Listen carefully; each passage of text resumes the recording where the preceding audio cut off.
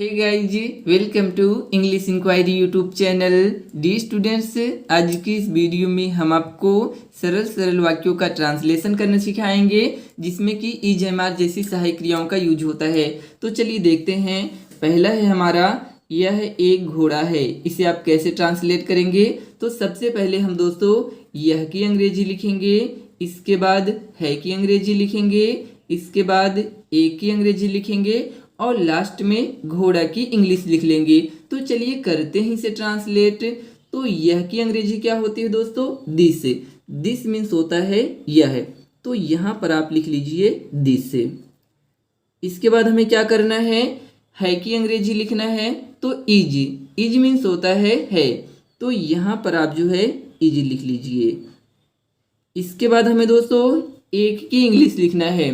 तो ए मीन्स होता है एक।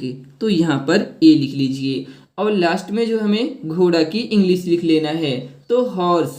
हॉर्स मीन्स होता है घोड़ा। तो यहाँ पर आप हॉर्स लिख लीजिए, HORSE और यहाँ पर फुल स्टॉप लगा लीजिए। तो यह एक घोड़ा है, इसका इंग्लिश ट्रांसलेशन हो जाएगा दिस इज ए हॉर्स। चलिए दूसरा देखते हैं। यह एक गेंद है। इसे कैसे ट्रांसलेट करेंगे दोस्तों? जिस तरीके से आपने पहले को ट्रांसलेट किया है उसी तरीके से ही करना है। नियम वही है। सबसे पहले यह की अंग्रेजी लिखना है। तो यहाँ पर लिखें दिस, THIS। इसके बाद है की लिखना है। तो यहाँ पर लिख लें इज, यानी कि सहायक क्रिया इज। इसके बाद एक की लिखना है। तो ए मीन्स होता है एक और लास्ट में गेंद की इंग्लिश लिख लेना है। तो बाल। बाल मीन्स होता है गेंद। तो यहाँ पर बाल लिख करके फुल स्टॉप लगा लीजिए। चलिए तीसरा देखते हैं। रोहन एक अध्यापक है। इसे ट्रांसलेट करने के लिए दोस्तों सबसे पहले तो जो है रोहन नेम को लिखना है। इसके बाद सहायक क्रिया इज का यूज करना है, यानी कि है की अंग्रेजी लिखना है। इसके बाद एक की अंग्रेजी लिखना है और लास्ट में अध्यापक की लिखना है। तो चलिए इसे भी ट्रांसलेट कर लेते हैं। तो रोहन को लिखिए यहाँ पर रोहन, ROHAN।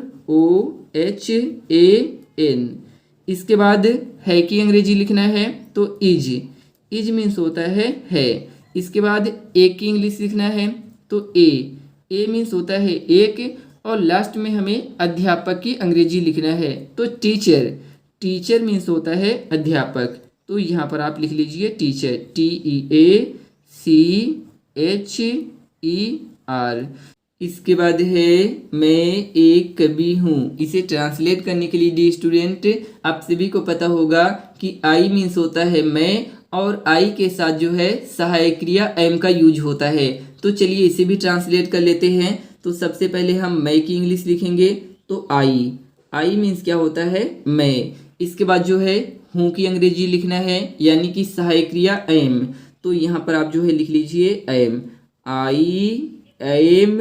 इसके बाद एक की इंग्लिश लिखना है। तो ए मीन्स होता है एक और लास्ट में कवि की अंग्रेजी लिख लेना है। तो पोएट। पोएट मीन्स होता है कवि, POET और यहाँ पर लगा लेंगे फुल स्टॉप। तो मैं एक कवि हूँ, इसका इंग्लिश में ट्रांसलेशन हो जाएगा आई एम ए पोएट। चलिए पांचवा देखते हैं। तुम एक नौकर हो। इसे ट्रांसलेट करने के लिए दोस्तों आप एक चीज़ का ध्यान दीजिए। यहाँ पर तुम क्या है? बहुवचन है और बहुवचन के साथ जो है हम सहायक क्रिया आर का यूज करते हैं। तो चलिए इसको ट्रांसलेट करते हैं। सबसे पहले तुम की इंग्लिश लिखेंगे। तो यू मीन्स क्या होता है? तुम। तो यहाँ पर यू लिख लीजिए। इसके बाद सहायक क्रिया आर का यूज करेंगे, यानी कि आर मीन्स क्या होता है? हो। तो यहाँ पर लिख लीजिए आर, UR।